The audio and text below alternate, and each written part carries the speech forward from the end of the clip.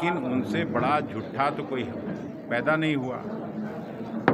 मौलाना आज़ाद साहब इस देश के जाने माने स्वतंत्रता सेनानी, हम सभी के महान पुरखे थे, जो न केवल इस देश को आज़ादी दिलाने में, देश के साथ अगर कोई धोखाधड़ी करता हो तो कांग्रेस पार्टी तो कभी मना नहीं करेगी उसको बंद करने में।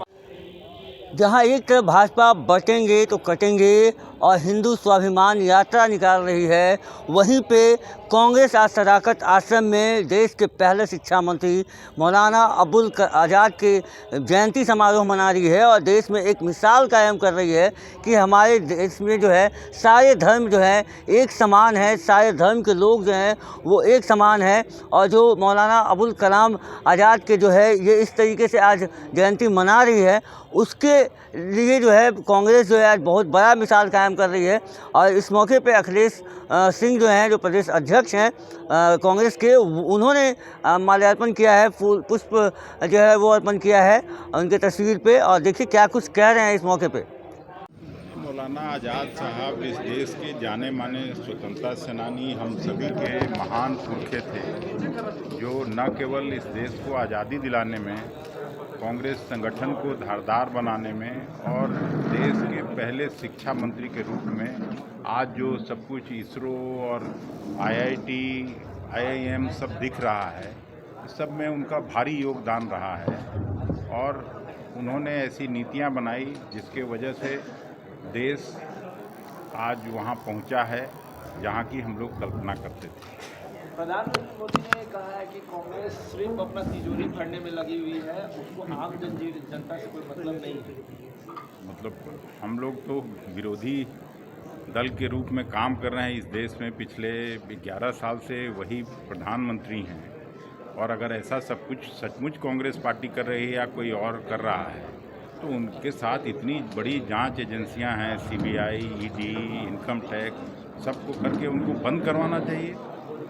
देश के साथ अगर कोई धोखाधड़ी करता हो तो कांग्रेस पार्टी तो कभी मना नहीं करेगी उसको बंद करने में। लेकिन उनसे बड़ा झूठा तो कोई पैदा नहीं हुआ। इतनी महंगाई बढ़ी है, उनकी नीतियों के कारण आज बेरोजगारी में हम जो बांग्लादेश, श्रीलंका, नेपाल और पाकिस्तान से भी बेरोजगारी दर में हम आगे चले गए।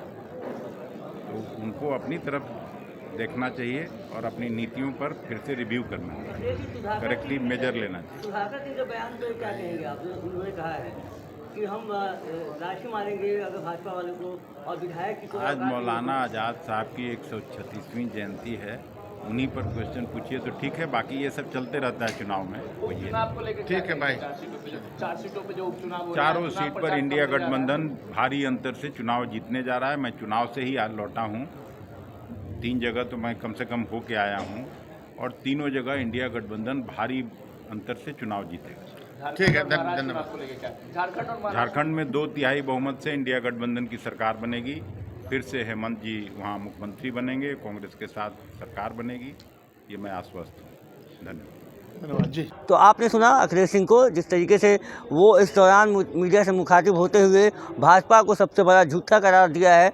अब देखना होगा कि इस बयान के ऊपर भाजपा क्या कुछ कहती है। बने रहेगा ऐसे तमाम खबरों के लिए प्रेस जागरण के साथ। धन्यवाद।